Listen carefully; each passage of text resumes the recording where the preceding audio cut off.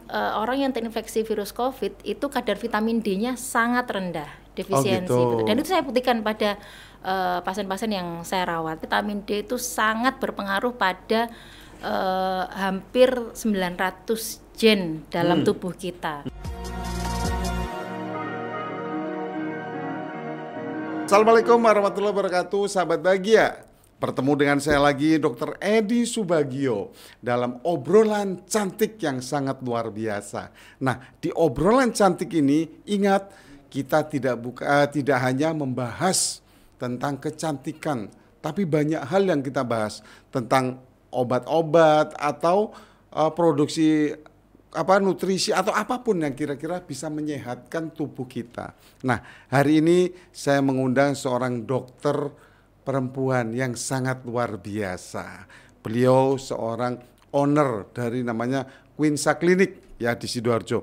Beliau sekarang lagi ngambil fellowship tentang nutrisi medicine. Nah, kita langsung sapa beliau ya, sahabat bahagia, dan kebetulan kita nanti akan bahas apa sih yang dimaksud vitamin D yang kadang-kadang sekarang ini lagi menggegarkan di kondisi yang COVID seperti ini ya. Kita sapa. Assalamualaikum Dokter Ike. Waalaikumsalam warahmatullahi wabarakatuh, Dokter Edi. Gimana kabarnya Dok hari ini? Alhamdulillah sehat, bahagia. Masya Allah, sehat bahagia ya. Dok, ini gini, sekarang kita kan sudah mulai ada COVID lagi ya, varian Omikron. Sebelumnya juga ada 2 tahun yang dahulu ya. Jadi alhamdulillah, mudah-mudahan kita selalu diberi kesehatan, kekuatan, dan dalam lindungan Allah Subhanahu wa Ta'ala. Nah, banyak nih pada 2 tahun yang lalu orang pada berbondong-bondong nih mencari vitamin D dengan cara apa? Berjemur. Kadang-kadang berjemur berjam-jam sampai mereka nggak sadar gosong ya. Dan berjemurnya itu nggak tahu waktunya kapan ya. Nah, kita berbincang nih ya, kita tanya sahabat bahagia pada yang ahlinya, yaitu beliau Dr. Ike yang sudah mempunyai certified tentang vitamin D. Dok, sebenarnya vitamin D itu apa sih?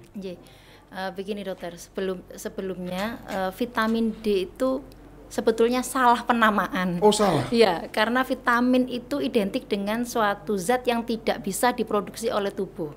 Jadi kita mutlak harus mendapatkan dari makanan maupun suplementasi. Nah, tapi vitamin D ini unik dok, dia bisa diproduksi juga oleh tubuh. Bisa kan? Betul, jadi namanya neurohormonal sebetulnya ya. Cuman karena dari dulu namanya sudah vitamin ya sudah sampai sekarang namanya vitamin. Ngikut terus ya. Betul. Padahal vitamin D itu sangat berpengaruh pada hampir 900 gen dalam tubuh kita. Jadi pengaruhnya sangat besar ya, apalagi di zaman COVID seperti ini. Sebetulnya sebelum pandemi COVID, kita itu sudah pandemi defisiensi vitamin D di seluruh dunia. Bahkan data dari WHO tahun lalu itu kadar rata-rata vitamin D orang Indonesia itu hanya 17,1.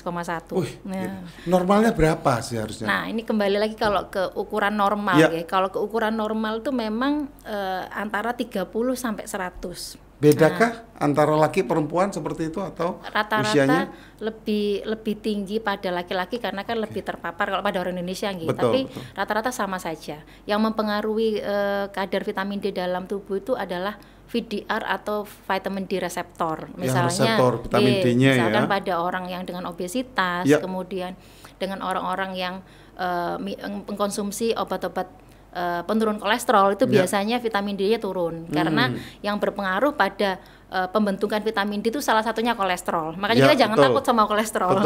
Takutnya sama gula sebetulnya. Kalau kolesterol, lemak itu asalkan lemak baik itu bagus untuk tubuh. Nah, kembali lagi ke vitamin D. Vitamin D itu adalah sebuah vitamin yang memang sangat dibutuhkan oleh tubuh. Yang manfaatnya sangat banyak sekali. Apa tuh manfaatnya kira? Biar sahabat bahagia tahu semua yang di luar sana, Dok. Kalau zaman dulu vitamin D itu kita kenalnya untuk tulang dan gigi ya dok ya. Betul. Jadi minum vitamin, minum susu, minum ikan ya supaya tulangnya kuat ya, supaya nggak keropos. Nah, padahal jauh lebih dari itu manfaat vitamin D. Kembali ke angka normal nggih. Angka normal tuh range-nya 30 sampai 100. Tapi kalau kita hanya mencapai angka 30, ya kita hanya bisa mencegah riketsia saja, kelainan tulang dan kelainan tulang dan gigi. Kalau makin tinggi angkanya, makin banyak yang bisa kita cegah. Jadi vitamin D itu sangat berpengaruh pada hampir seluruh penyakit yang ada yang tengah kita hadapi saat ini, baik itu autoimun, cancer, depresi ya, kesulitan tidur ya, insomnia, kemudian Alzheimer ya, sampai pada sampai pada infertilitas itu juga pengaruhnya vitamin D begitu. Nah, kaitannya dengan pandemi ini memang berdasarkan penelitian rata-rata yang orang yang terinfeksi virus COVID itu kadar vitamin D-nya sangat rendah, defisiensi. Gitu. Dan itu saya buktikan pada pasien-pasien yang saya rawat. Saya kebetulan ada cerita manis di balik dulu yang kita anggap gitu ya? musibah ya dok. Dulu di awal 2 tahun yang lalu tuh kami sekeluarga karena memang banyak dari kalangan medis, banyak yang terinfeksi.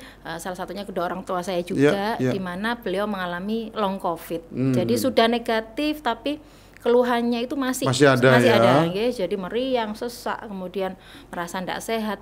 Kemudian salah satu anggota keluarga saya juga long COVID-nya tidak negatif. Jadi positif terus hampir 1 bulan. Nah, dari situ saya sebagai dokter juga kita kan harus terus belajar nggih dokter nggih. Ini COVID ini virus baru ya, harus virus pinter ya. Makanya variannya akan terus bertambah karena memang dia jenisnya virus RNA, virus yang sangat pintar untuk bermutasi. Jadi ya akan ada varian-varian baru. Nah, kita harus lebih pintar dari COVID betul. Nah, dari situ saya alhamdulillah ditunjukkan salah satu sahabat saya, yuk coba konsul ke salah satu dokter yang sekarang jadi mentor saya juga. Jadi beliau memang ahli vitamin D juga, ahli hormonal juga. Kemudian kami disarankan cek kadar vitamin D dan sesuai perkiraan semuanya defisiensi. Padahal suami saya itu seorang TNI, rajin olahraga, tiap hari lari, itu masih nggak sampai 20 kadarnya. Padahal tadi minimal 30 minimal 30 itu minimal. Jadi kalau kita mau survive dari segala macam penyakit baik jangka pendek, katakanlah COVID ya, maupun jangka panjang seperti diabetes, hipertensi, cancer, kadar vitamin D kita itu minim 80 dokter. Minimal ya. Kalau bisa di atas 100 kalau tenaga medis ya, supaya tidak gitu mudah terpapar gitu. Nah, dari situ kemudian kami mendapatkan terapi high dose vitamin C, high dose vitamin D. Vitamin D-nya waktu itu 600.000 IU. Ya, vitamin C-nya 30 gram dokter. Ya, alhamdulillah dalam waktu seminggu hilang. Sudah hilang ya. Akhirnya ternyata begini ya, COVID itu kita memang harus terus mencari ya apa terapi yang paling ini. Akhirnya lewat jalan fungsional medicine inilah saya mendalami itu selama 2 tahun ini belajar itu. Jadi kembali lagi ke vitamin D ya, memang vitamin D itu vitamin yang sangat dibutuhkan oleh tubuh ya, karena dia memang memegang regulasi sistem imun, regulasi hormon. Itu intinya pada vitamin D. Gitu ya.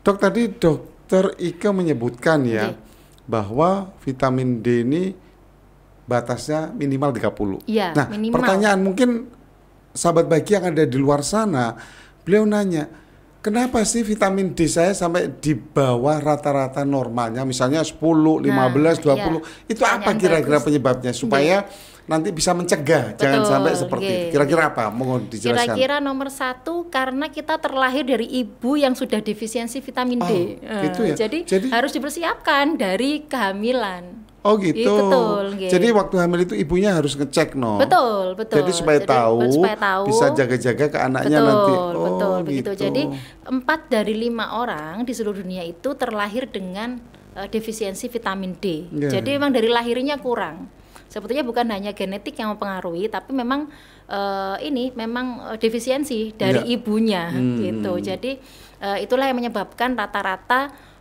kadar vitamin D di dunia, terutama di Indonesia itu memang sangat rendah. Terus nomor 2, memang dari segi makanan ya. Dari segi makanan kita kan banyak karbohidratnya. Ya.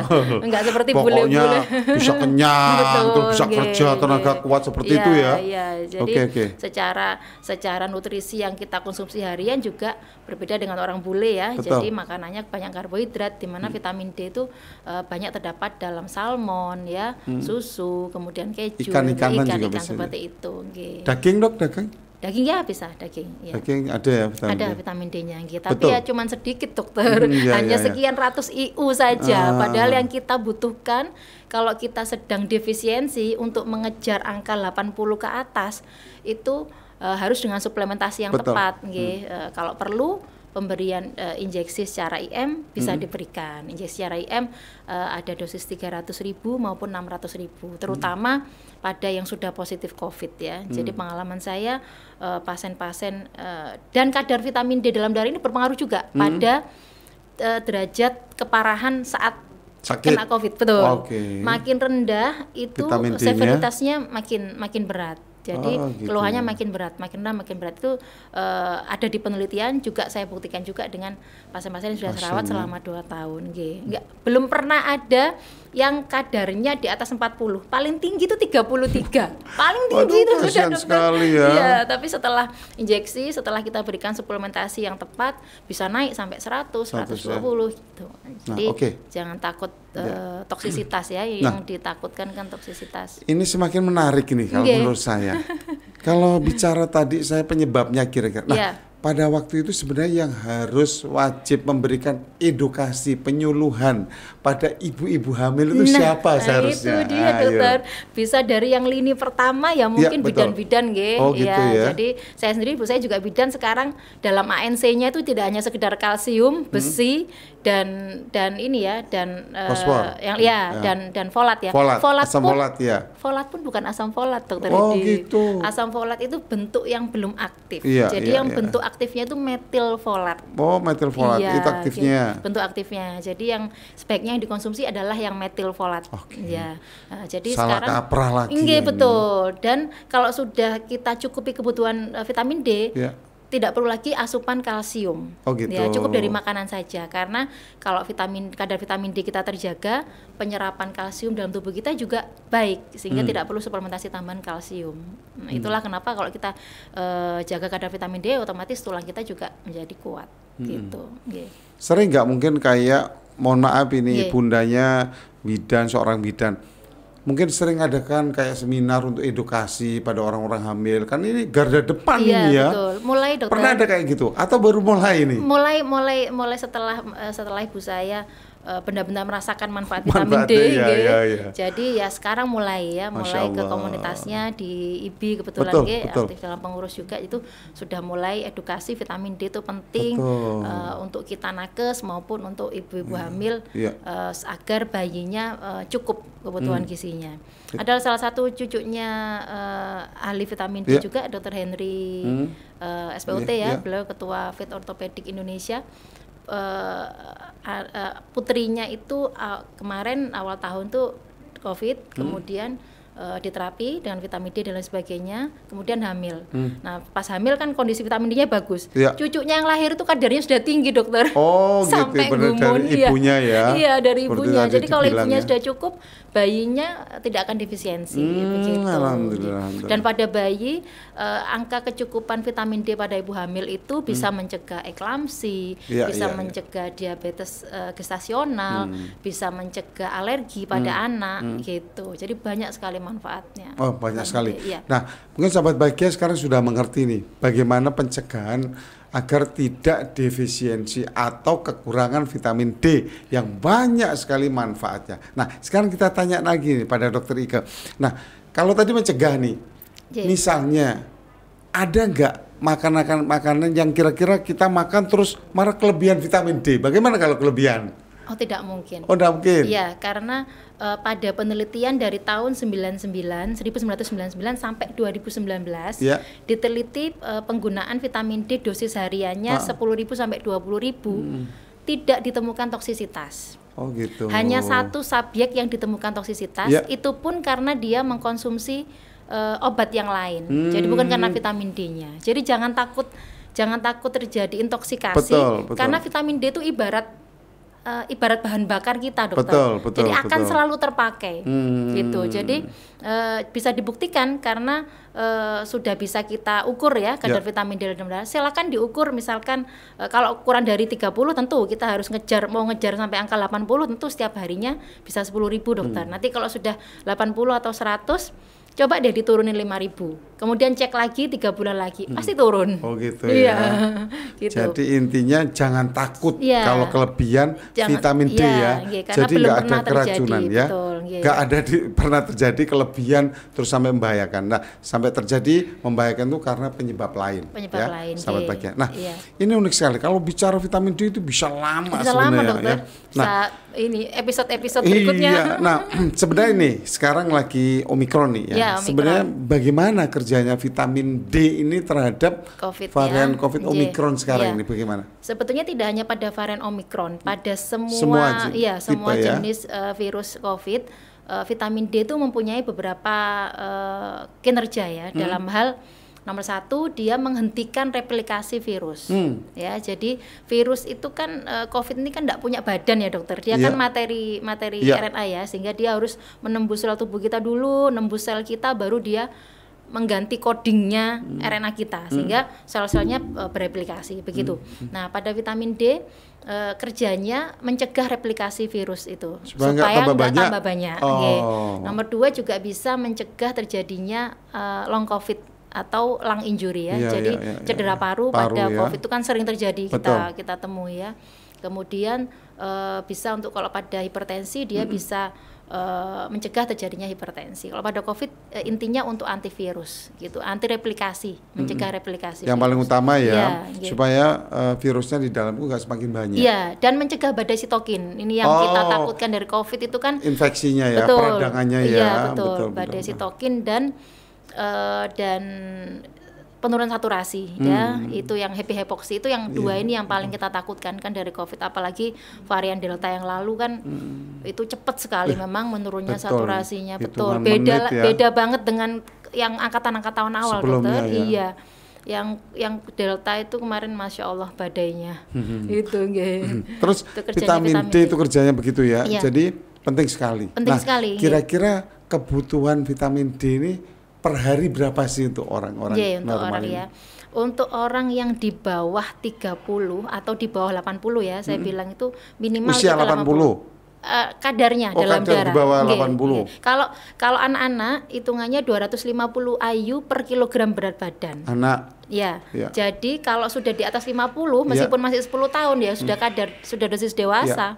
Gitu, apalagi pada anak yang gemuk, pada dewasa yang gemuk juga itu cenderung kadar vitamin D-nya lebih rendah kalau gemuk gitu nggih. Jadi kalau untuk dosis harian kalau masih defisiensi ya harus dikejar. Kalau perlu setiap hari bisa 20.000 sampai 50.000. Gitu nanti ya? Baru kita cek 1 bulan lagi, kita cek sudah naik atau belum. Nah, pokoknya intinya kalau belum mencapai angka kecukupan ya bisa 10.000 minimal. Gitu. Tapi ya itu kembali kepada masing-masing nggih. 10.000 itu harus disertai dengan kofaktornya. Jadi vitamin D itu tidak bisa kita konsumsi secara tunggal. Dia butuh omega 3. Omega 3 bisa kita dapatkan lewat minyak ikan, habatus sauda, kemudian minyak flaxseed oil itu juga bisa. Kemudian harus kita konsumsi dengan B kompleks juga, dan magnesium serta zinc. Makanya protokolnya Prof. Koimbra, guru besarnya vitamin D itu kan 4 ini. Jadi vitamin D, magnesium, zinc sama B kompleks ini, gitu, omega 3 gitu. Itu harus bersamaan dalam satu. Harus bersamaan. Berarti dikemas dalam satu obat gitu atau enggak ada dokter, masing-masing. Siapa tahu kan orang-orang sekarang ini kan malas minum obat. Jadi maunya satu tapi kandungannya sudah banyak, ada berapa itu. Seperti itu dokter. Gitu ya. Tidak ada satu dosis yang mencakup semuanya gitu. Jadi sebaiknya memang tunggal supaya bentuknya juga dalam bentuk aktif gitu. Seperti metilfolat tadi. Iya. Nah, sahabat bahagia, yuk kita harus mulai sadar diri nih ya. Kondisi sekarang sudah mulai kembali seperti 1 tahun 2 tahun yang lalu. Jadi kita harus jaga diri. Salah satunya dengan mengkonsumsi vitamin D. Nah, ini sekarang menyikapi kondisi saat ini nih Bu Dokter, kan banyak nih sekarang makanan-makanan yang siap saji, kita tinggal pencet gadget langsung datang. Nah, itu gimana itu menurut Bu Dokter? Makanannya atau makanannya yang mereka makan pesen itu kan makanan-makanan nggak bagus itu. Betul. Kandungan vitamin D-nya gimana itu? Betul, Jadi memang kita kembali makanan itu adalah obat, dan penyakit itu datangnya 90% dari pola makan yang salah.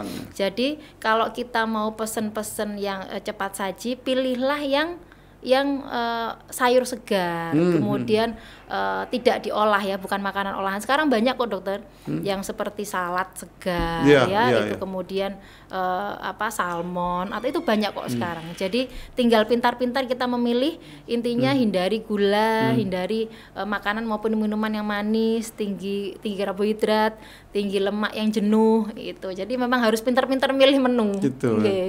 Tadi sebenarnya hindari atau kurangi. Hindari atau kurangi yang betul. Ayo, tubuh kita juga butuh gula lah. Oh iya. Berarti kurangi betul, makanan kayak gula gula kandungan glukosanya. Betul, gula itu dari buah asli saja atau dari madu. Karena gula juga diperlukan untuk keseimbangan probiotik dan prebiotik dalam tubuh kita. Bicara probiotik panjang lagi, dokter. Benar. Jadi yang saya tahu emang gula itu makanannya sel. Betul. Juga yang utama gula itu makanannya sel yang ada di otak. Betul. Tapi alhamdulillah Allah itu sayang sama kita, di otak itu bisa bikin gula sendiri, bisa bikin kolesterol sendiri. Gitu ya, dokter? Iya. Jadi hebatnya Allah itu seperti itu. Nah, jadi kalau ada orang stop jangan makan gula, justru salah. Gula itu makanan sel. Kalau di stop sama sekali, sel nggak makan ya lama-lama mati ya. Padahal manusia itu kan terdiri kurang lebih dari 60 sampai 100 triliun sel. Betul. Nah, itu yang menyokong tubuh kita. Jadi masih butuh gula. Betul. Nah, jangan lupa sahabat bahagia, ini obrolan yang sangat menarik sekali ya. Membahas vitamin D ini baru kayak kulitnya saja. Betul, ya.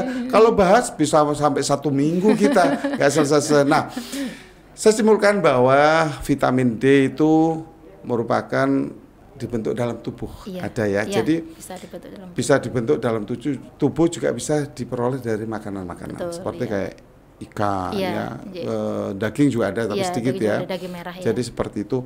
Nah, kita butuh vitamin D sahabat bahagia untuk kesehatan kita.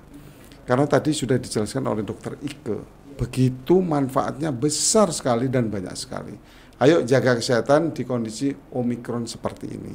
Nah, untuk closing statement ini Dokter, silakan apa yang kira-kira diberikan kepada warga di luar sana tentang vitamin D. Betul.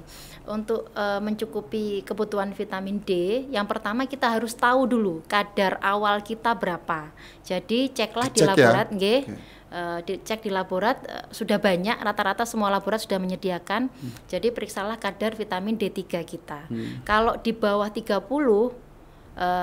monggo silakan konsultasi dengan dokter yang memang berkompeten dan menyediakan program untuk menaikkan kadar vitamin D, baik itu dengan cara injeksi maupun hanya suplementasi begitu. Terus nomor 2, jangan takut untuk kelebihan, karena tiap 3 sampai 6 bulan sekali kita harus cek kadar vitamin D kita, kemudian hormon PTH dan kadar kalsium kita, serum kalsium kita. Jadi 3 ini yang harus dicek supaya kita tahu kapan kita harus menurunkan dosis, kapan harus tetap atau bahkan kadang harus naik. Begitu, oke. Dan nomor 3, jangan takut berlebihan, jangan takut intoksikasi, karena belum pernah ada yang terjadi intoksikasi dan belum pernah ada keracunan yang keracunan belum pernah ada ya. Jadi ibarat kalau kita takut minum vitamin D itu ibarat kita takut tenggelam, padahal kita lagi mau mati kehausan. Itu pepatahnya sampai seperti itu. Jadi jangan takut. Saya sendiri kadar vitamin D saya 149. Logam-logam berat dalam darah saya aman ya, jadi tidak ada logam berat dalam darah saya. Kemudian yang lain-lain, fungsi ginjal, fungsi liver, alhamdulillah ini. Dan satu lagi dokter, asma saya sembuh. Masya Allah. Jadi asma saya dulu sebelum pandemi itu hampir setiap hari dokter kambuh asmanya. Sekarang alhamdulillah anak-anak juga begitu. Apalagi musim dingin ya. Betul. Nah, ada yang kelupaan nih satu Bu Dokter. Tadi bincang-bincang vitamin D nih tentang membaca orang-orang berjemur. Berjemur ya. Ini banyak yang mau tanyain. Sebenarnya manfaat berjemur itu apa dan jam berapa sih yang baik dan benar itu? kalau mau berjemur yang baik dan benar ya kayak bule dokter, pakai bikini tok. Oh begitu ya. Jadi, Masya Allah. namanya full body exposure. Iya. Kalau kita mau full body exposure, kita bisa mendapatkan kadar vitamin D itu 10.000 sampai 20.000.